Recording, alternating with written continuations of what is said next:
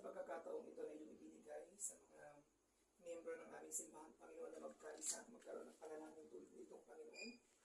Maging, Panginoon, basbasan mo rin po ang tahanang ito na siyang naging host ng programang ito, Panginoon. Maging mga pagkain, Panginoon, na ang kakainin ngayong araw ito na may magsilbing lakas po sa amin ito, Panginoon. Magbigay po ng malaking pagkakataon upang makita po namin ang kahalagahan ng bawat isa at ang kahalagahan ng ganito po ng programa, Panginoon, ng aming simbahan. Lord, i-bless mo po ang bawat isa.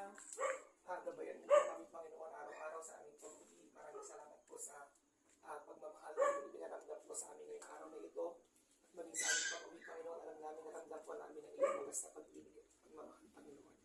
Patawarin mo kami, Panginoon, sa aming mga pagkakasala, gaya ng pagpapatawad namin sa mga nagkasala sa amin. O sa dalangin namin sa matamis na pangalan ni Jesus, na aming ligtas.